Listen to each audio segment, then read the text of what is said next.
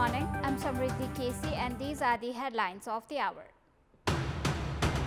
Much awaited Free Student Union elections being held across TU constituent and affiliated campuses, election uncertain in 6 campuses within Valley and 9 outside. Deepak Thapa appointed as the 31st Inspector General of Nepal. Thapa tasked with removing political influence from the police amid security challenges. Israel launches major assault on Gaza, killing more than 220 Palestinians. Action shatters 2-month-old ceasefire between Israel and Hamas. And Lionel Messi out of the World Cup qualifiers against Uruguay and Brazil due to adductor injury. Clinical progress to determine further availability for the competition. Welcome back. Elections for the Free Student Union are being held today in 47 constituent campuses and more than 250 affiliated campuses under Tribhuvan University. The voting period is scheduled from 8 a.m. to 4 p.m. The leadership of the Free Student Union in 2 constituent campuses and more than 85 affiliated campuses has been elected unopposed. In the Nepalese year of 2079, elections were held in 50 constituent and 300 affiliated campuses. According to FSU Election Monitoring and Coordination Committee, the elections have been uncertain in 6 campuses inside Kathmandu and 9 outside Valley. The member secretary of Coordination Committee, Pashupati Adhikari, informed that efforts are underway to reach agreements to resume processes in campuses where elections have been postponed or disrupted. As per Tribhuvan University's directive, if the voting could not be arranged on the scheduled date, the campus chief and election committee must conduct elections within 15 days. The elections at Padmakanya campus is scheduled for 20th of March, while Central Department is scheduled for 21st of March. The Free Student Union elections, which began in the Nepalese year of 2018, were held regularly until 2065 BS. However, from the Nepalese year of 2065 to 2073 BS, the election could not be held. In the Nepalese year of 2073, elections were held in 9 campuses inside Valley and 17 campuses outside. Tribhuvan University has appealed for today's election to be conducted in fair, independent and fear-free environment.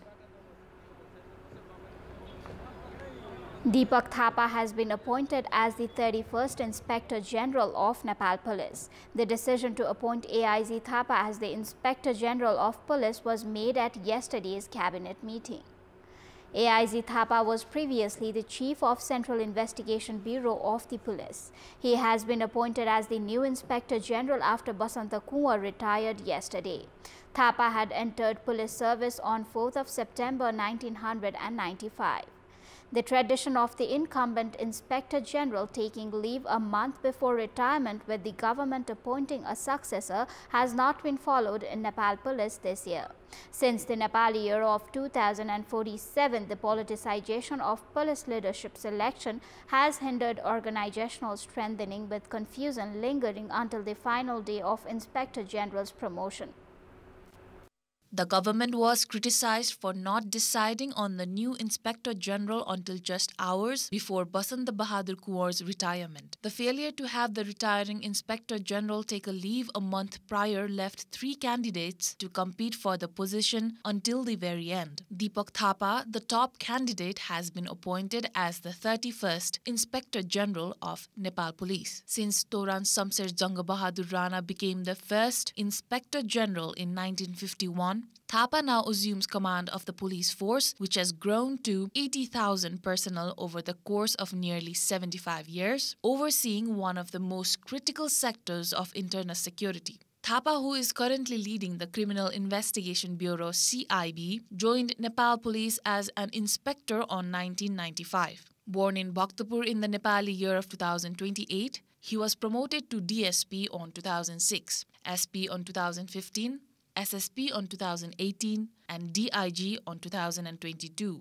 9 months after becoming DIG, he was promoted to AIG on 2023. In his 20-and-a-half-year career with Nepal Police, Thapa has commanded 6 districts and 3 local police offices. Thapa later assumed responsibility for the CIB from the District Police Office as AIG. Now appointed as Inspector General, he is responsible for overseeing the security of the entire country. In his new role, he must ensure good governance by maintaining peace and security, controlling crime, and overseeing investigations across the nation. Given the evolving geopolitical landscape, increasing security challenges along border at international airports, and the growing use of technology in international crimes, including cryptocurrency and money laundering, Inspector General Thapa faces significant challenges. Retired Inspector General Basanta Bahadur Kunwar, who maintained his integrity and did not seek personal or financial gain, led significant investigations such as the Lalit Niwas land scam and the fake Bhutanese refugee scandal.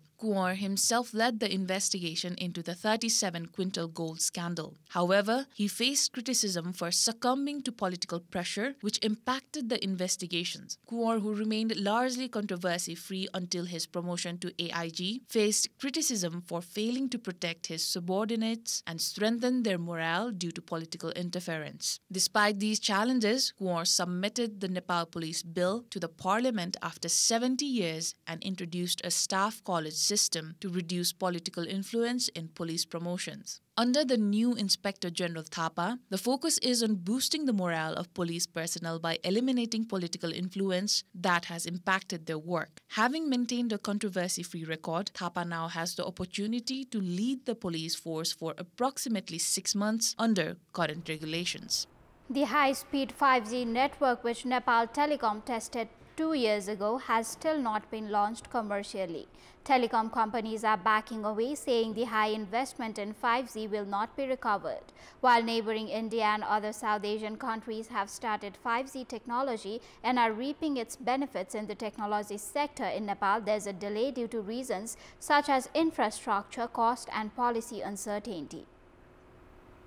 Nepal, which was at the forefront in South Asia by starting 3G in 2007, has fallen behind in 5G. While the Maldives launched 5G in 2019, India, which started 5G in 2022, has now expanded the technology to 90% of its territory. Pakistan and Sri Lanka are also preparing for commercial launch. However, in Nepal, where testing was conducted in 2023, it is still uncertain when it will start. Experts say that even if commercial launch is not possible nationwide, there should be no delay in bringing 5G to urban areas. 5G को युगमा हामी प्रवेशै गरेनौं भनेदेखि त्यसको वरिपरि के किसिमको हामीहरुलाई सुहाउँदो innovation अन्वेषण हुन्छ त्योबाट नि वञ्चित हुन्छौं हामीहरु है।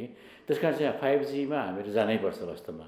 र हो ठीक छ अहिले नेपाल भरि नै 5G नेटवर्क विस्तार गर्ने भनेर भन्दाखेरि लगानीको हिसाबले तुरुन्तै त्यसको प्रतिफल आउन सक्ने स्थिति चाहिँ छैन, यो त मान्नुपर्छ है। त्यसमा चाहिँ तर चाहिँ अब हामीहरुले विशेष त शहरी क्षेत्रहरुमा 4-5 वटा शहरी क्षेत्रमा 5G चाहिँ अलिकति रोल आउट गर्नलाई चाहिँ ढिलो भएको जस्तो मलाई लाग्छ।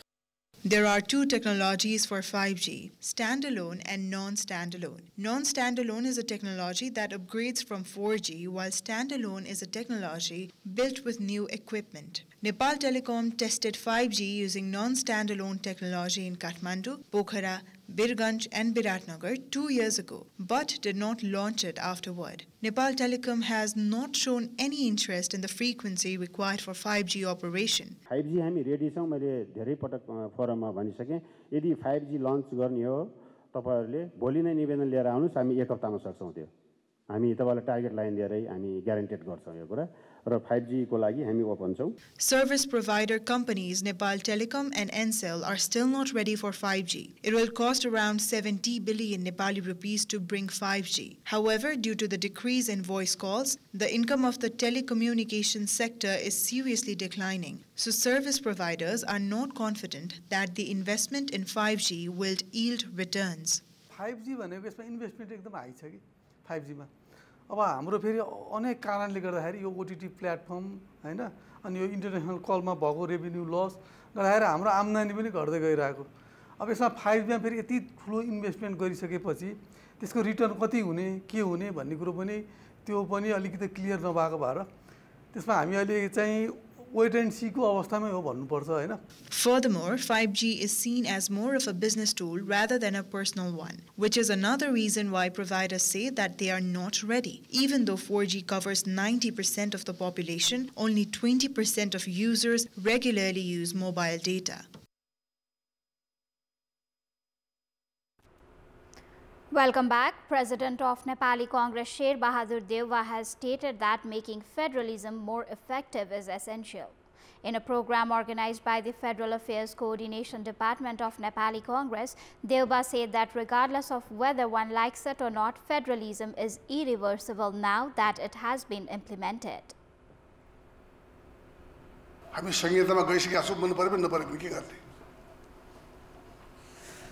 त्यसमा चाहिँ संहितालाई अझै यसलाई प्रभावकारी बनाउने अझै यसलाई एकाउन्टेबल बनाउने कुरा आवश्यक छ तर यो संहितालाई अझै कति मान्छेले स्वीकार गरेका छैनन् कतिले चाहिँ यिनी मन नपराई स्वीकार गरेका छन् कतिले चाहिँ यिनी हृदयले स्वीकार गरेका छन् त्यसकारण चाहिँ यो संहिता आइसक्यो. Congress leaders expressed dissatisfaction, stating that provincial and local levels have not received their rightful powers and the union has failed to make necessary laws.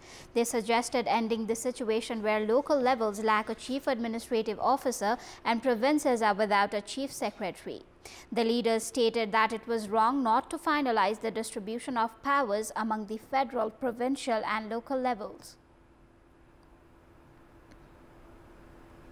It is time for our segment Public Pulse, where text us with their opinion.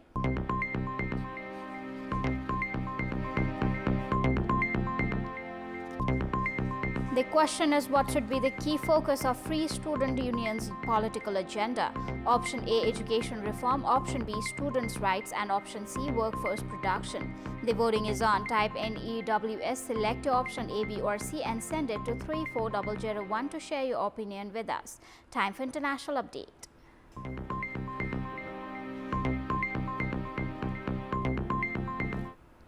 The Israeli military said that it is carrying out extensive strikes in the Gaza Strip, with the Hamas-run health ministry reporting that at least 220 Palestinians have been killed. The Israel Defense Forces IDF said that it was targeting what it called terror targets belonging to Hamas.